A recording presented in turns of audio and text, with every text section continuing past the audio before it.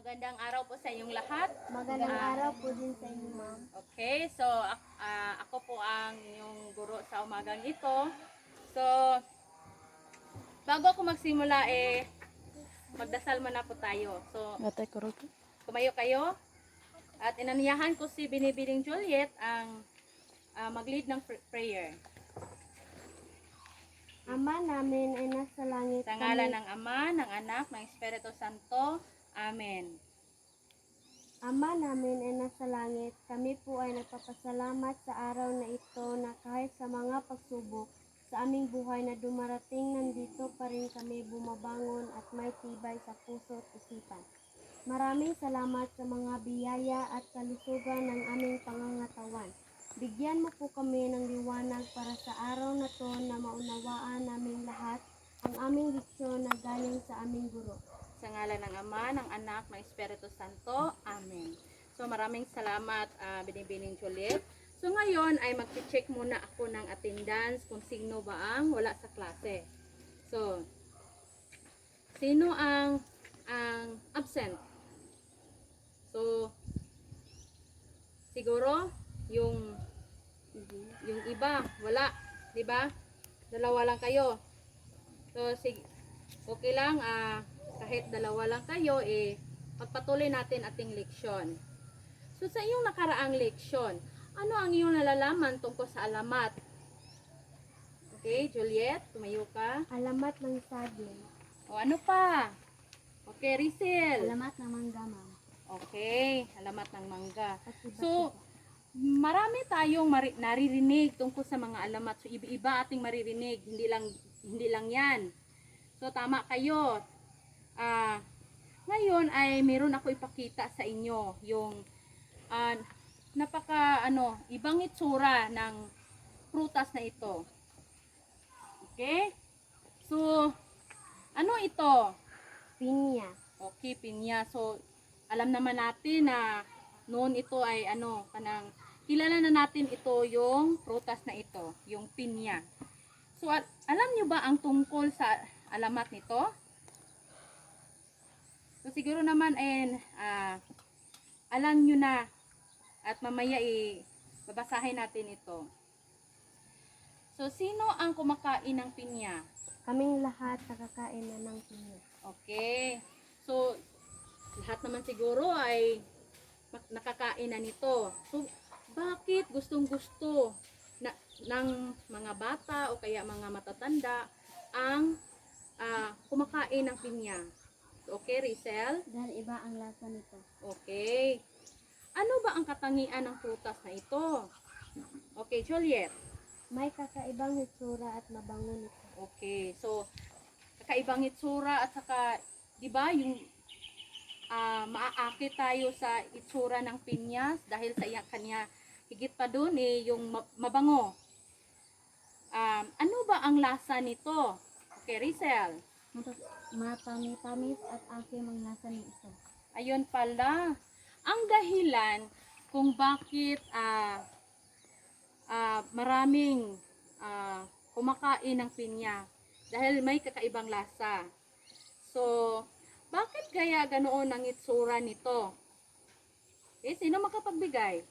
Okay, Rizel. Ito ay nagpapahiwatig ng isang tao na may maraming mata para madaling makakita sa hinahanap nito. Okay. So, nagpapahiwatig sa isang pinya na, di ba, makikita nyo dito sa pinya is, yung makikita nyo maraming mata. So, ibig sabihin nun, yung kung hitsura siya parang ulong tao. So, yung nagpapahiwatig talaga ng kwento nitong pinya o itsura ng pinya, yung tao na palaging naghahanap ng hindi niya madaling makita. So, para ginawa siya para madali niya makita ang kanyang hinahanap. So ngayon, basahin natin ang tungkol sa kwento ng pinya para malaman natin kung ano talaga ang kwentong ito.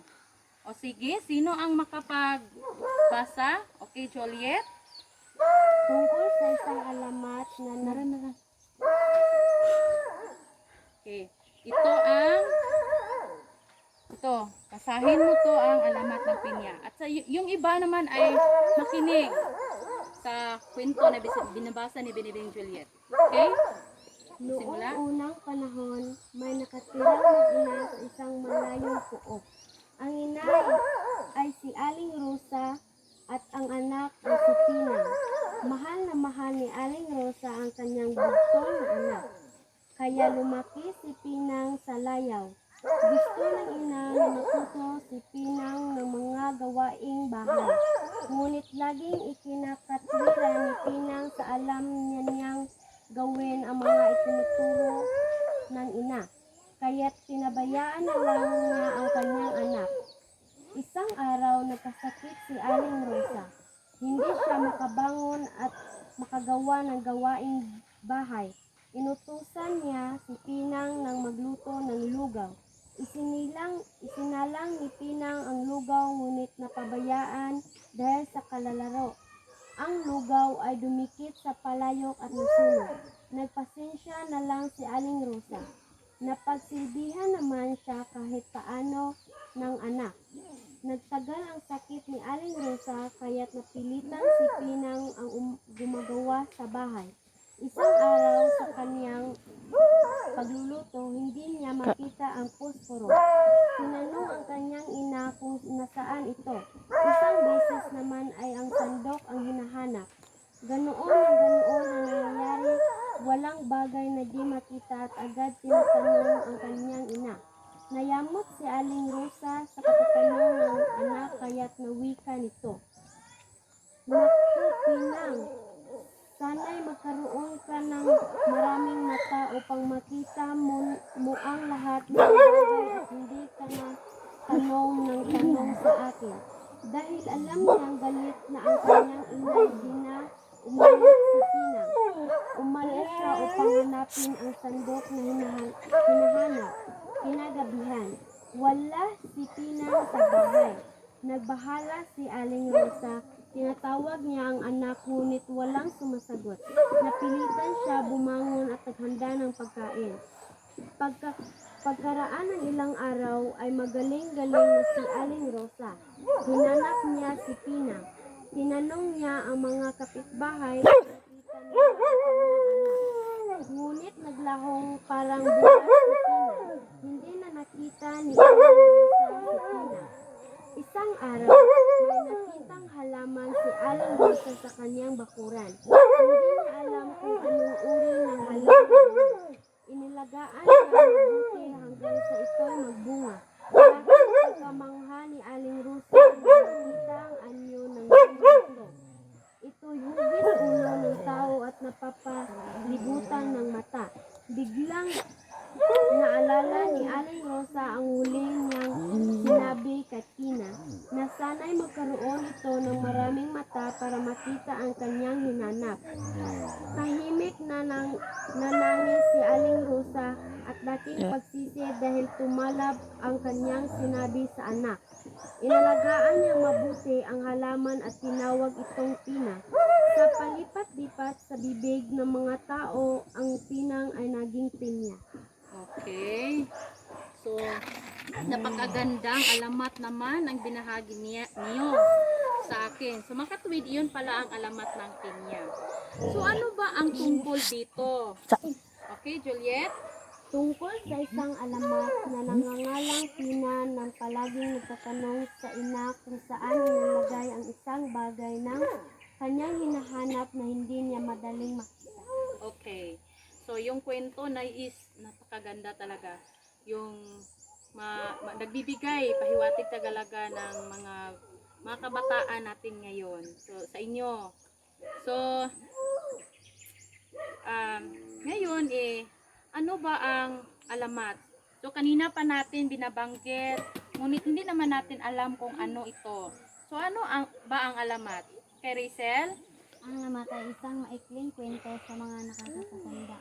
Okay, so tumpak. Ito ay isang matatandang anyo ng panitaka na nagsisilbing panuntunan hinggil sa pinagmulan ng isang lahi ng mga bagay sa paligid tulad ng prutas at gulay at maging ng mga puok. Naniniwala ba kayo ang bawat lahi ay nagtataglay ng iba't ibang alamat? Oo. Okay, bakit? Okay, Juliet? Dahil may iba-iba tayong kultura o tradisyon at paniniwala. Tama. So, tulad sa ating bansa, ang bawat rehiyon ay may kaniya-kaniyang kultura, tradisyon at paniniwala. Ang alamat ang isa sa mga anyo ng panitikan na naglalarawan ng mga ito na bagamat mahiwaga at hindi kapanipaniwala ang mga pangyayari, ay nakapagbigay ng paliwanag tungkol sa pinagmula ng isang bagay. So, bakit kaya mayroon tayo ngayong tinatawag na alamat? Okay, Rizel. Dahil sa mga dayuhan o kasaysayan nito. Okay, kung may alamat ang mga bagay-bagay sa paligid natin, meron din kayang alamat ng mga alamat? Oo. Okay, syempre. May dahilan din tinatawag na alamat ay mayroong kasaysayang alamat nang dumating ang mga dayuhan. So ngayon, meron akong pagawa sa inyo. So pangkatang gawain tayo. So hatiin ko kayo at kayo naman ay dalawa. So tigtag dalawa kayo kasi apat na ito yung gawain. So tungkol ito sa mga dayuhan ng ating bansa, yung dumadating sa ating bansa noon. So ang una, yung Indones, Malay, at saka yung mga Arabic, mga Inchik, yung mga yung Espanyol, yung mga tao noon. So ngayon tigdadalawa kayo ng talakayin. So bigyan ko kayo ng 2 minuto para mapag-usapan ninyo at may presenta dito sa harap kung ano mang ang inyong natuklasan. Okay? So, handa na ba? Okay, sino ang mauna? Okay, Juliet? Indones. Ang tema matapos ang 4,000 taon ay dumating naman ang mga Indones sa ating bansa. Ang alamat ay isang uri ng panitikan o isang kwento ng bayan na tinatawag na folklore o legend sa wikang English. Ito ay nanggaling para sa ating mga ninuno. Ayun. Okay, sunod. Ang mga Malay, ang mga alamat ng Cambodia ay may katangiang matatagpuan sa matandang tradisyon at tala-alamatan ng Palawan at Mindoro at sa mga ilang pulo sa Sulu. May mga alamat sa Sulu na bumanggit sa bayaning Urang Dampuan, bayaning Siames noong unang panahon. Okay. So, yun pala ang mga sinaunang tao, yung nagsidatingan dito sa ating bansa. So, sa susunod naman, Carissa, tumayo. Sa pagdating naman ng mga lahing nakipag-ugnayan at kapagkalakalan sa ating mga ninuno tulad ng mga Chino, Indian at Arabe, nagdala ang mga ito ng kanilang kulturang nakaambag sa patuloy ng pag-unlad ng mga alamat sa ating kapuluan. Sa mga panahong ito, higit na umunlad ang wika at paraan ng pagsulat ng dating mga ninuno, kaya't marami sa alamat ang naisulat at naganap, gayon pa man nakahigit pa rin ang mga alamat na salin-salin sa bibig ng mga taong bayan. Okay, sunod. Sa pagdating naman ng pananakop ng mga Espanyol sa ating bansa, pinalaganap nila ang pananampalataya, Katolisismo, kaya't sa panahong ito, saglit na napigil ang palaganap ng mga katutubong karunungang bayan at panitikang katulad ng mga alamat sinasabing ipinapasunod ng mga Espanyol ang mga naisulat ng panitikan na dating mga ninuno ang iba't ipinaanod sa ilog sapagkat ayon sa kanila ang mga iyon daw ay gawa ng demonyo. Okay. So, yun pala ang dahilan. So, ngayon, ibabasahin ko yung ang kaligiran, kasaysayan ng alamat. Ang salitang alamat o legend sa English na mula naman sa salitang Latin na legend na kahulugan upang mabasa. Isang mahalagang bahagi ng kultura kulturang Pilipino ang mga alamat.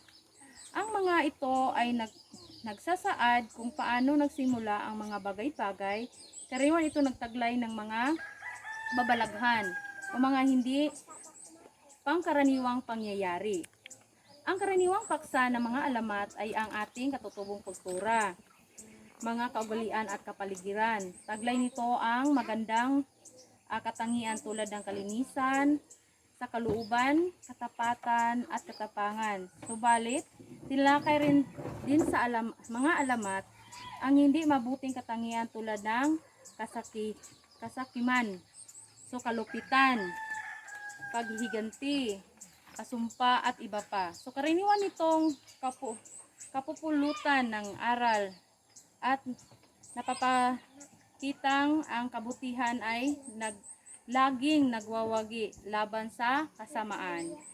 So sa mga alamat ay nagbibigay yun sa yung mga anong yung isang tao. So nagpapahiwatig yun.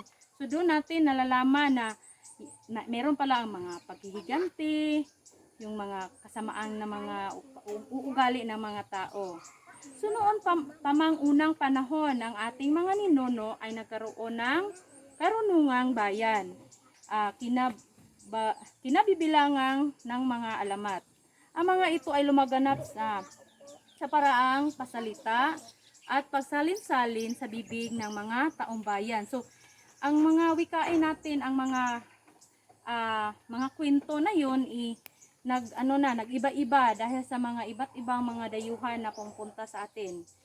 Sa pagdating naman ng mga lahing nakipag-ugnayan at nakapagkalakalan sa ating mga ninuno tulad ng Chino, yung binasa nyo kanina, Indian at Arabi, nagdala ng mga kanilang kulturang kapaambag sa pagpatuloy ng mga pagunlad ng alamat sa ating kapuluan. So umuunlad talaga ang mga kwento, yung maikling kwento, mga alamat dahil sa kanila.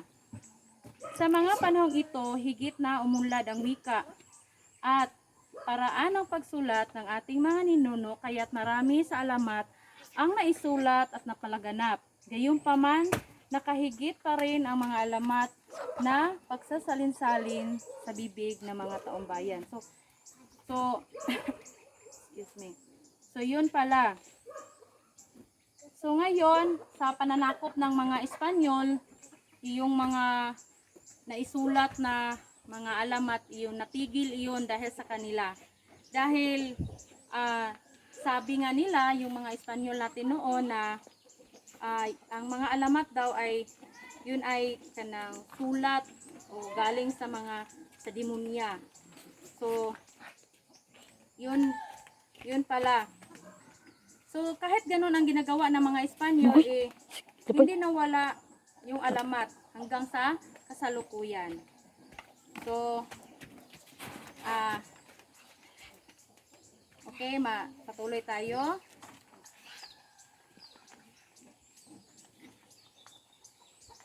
So ngayon ay may katanungan ako sa inyo. So ano ba ang panumbas ng salitang Ingles sa alamat?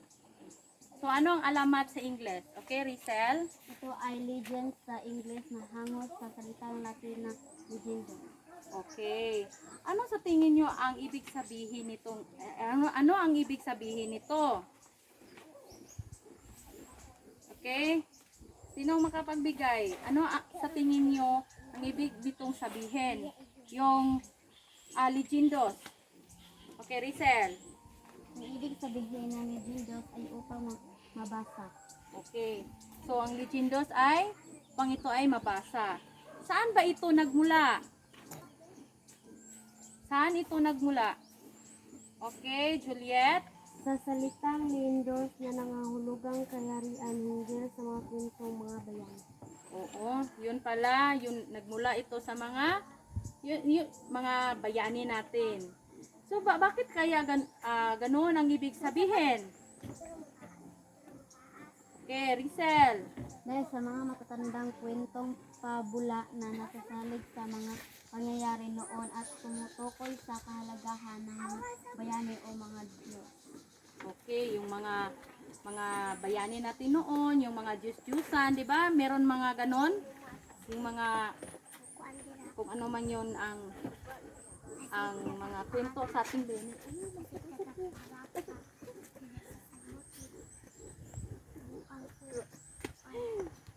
Okay, sorry po meron kasi anong bubuyog. Okay. Ngunit ngayon pa man ang patuloy na pagsalin-salin dila nito ay hindi napatay, kaya buhay ang alamat hanggang sa kasalukuyan. So, ibigay ang mahalagang pangyayari sa pagdating ng mga dayuhan sa pamagitan hindi na lang nito. Ano na lang? Yung katangian ng isang ina. So balik tayo dun sa kwento, yung alamat ng pinya. So ngayon ay meron akong papel na ginupit na papel at dito nyo ilagay kung ano ang katangian ng isang ina. So ayan. So punta kayo dito sa misa. Saka ilagay nyo dito sa fishbone diagram yung katangian ng isang ina. So magsulat tapos idikit nyo dun.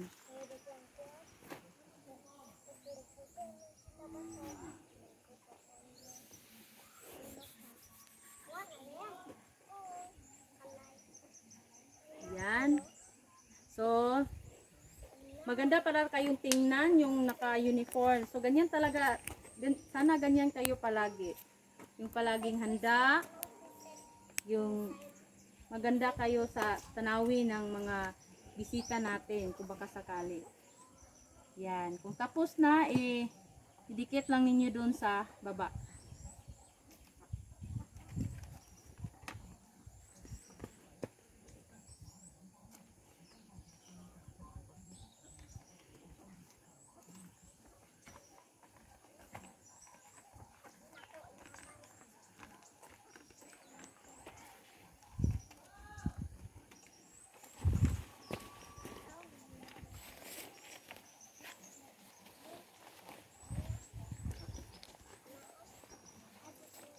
Okay, tapos na. So, ayan yung mga katangian ng isang ina. So, nailagay nyo dyan yung ina is mabait. Mabait kung hindi magagalit si inay. Okay, so ano pa? Mapagmahal, mapagbigay, ano pa? Yung katangian ng nanay. Mapagmahal. O, yun, mapagmahal. So, ayon sa kwento, so meron akong katanungan sa iyo. Ayon sa kwento, anong aral ang iyong nakuha at natutunan mula sa alamat ng pinya? Okay, sinong makapagbigay? Okay, Juliet? Sumusunod sa mga utos na ipinapagawa at pakikinig sa mga payo ng ina. Okay, yung mga payo ng ating ina, dapat natin sundin. Lalong-lalo na ngayon, 'di ba? Yung bagong henerasyon natin sa mga kabataan, 'di ba? Yung iba na sa noon. Iba na ang mga kabataan kasi yung mga kabataan palagi na lang yung nasa kamay nila yung cellphone. Saka yan, yung minsan nagagalitan ng inay dahil sa hindi na magawa ang gawaing bahay. So,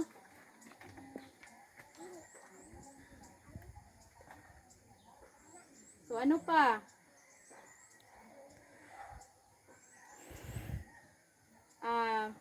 Ano sa palagay ninyo ang isang ina? Ano ang inyong iugnay sa iyong na ano talaga ang isang ina, mahalagang isang ina? Ang ina ay para sa inyo, sa inyong sarili, sa iyong naintindihan. So ano talaga ang ina? Okay, Juliet. Ang ina ay isang ilaw ng ating tahanan, nagbibigay liwanag sa ating buhay at gabay sa ating kinabukasan na ating kinakaharap. Okay, yung ina natin, yung nagbibigay sa atin ng gabay para tayo ay lumaki ng mabuti. At saka yung hindi tayo mapabayaan, mapunta tayo sa kasamaan, lalong-lalo na yung mga kabataan natin ngayon na doon na lang sa kaibigan mag-ano ng mga hinanakit nila sa kanyang ina. So dapat talaga ang isang ina pakinggan natin kung ano man yung mga mga sinasabi, mga kung ano man yung mas mabuti para sa atin. So dapat natin sila pakinggan. Lalong-lalo natin sa ating ina. Kasi yung ina natin ay sila ang yung nagbigay buhay, yung maliit pa tayo. So dapat natin sila sundin at gawin ang mga inuutos na nasa mabuting kanang mabuting at magaan sa loob. So, yun lamang ang ating leksyon na araw na ito. So, naintindihan nyo ba? Wala ba kayong mga katanungan? Wala. Okay, so, tumayo tayo para sa panalangin. Sa ngalan ng Ama, ng Anak, ng Espiritu Santo. Amen. Panginoon, salamat sa panahon na inyong binigay na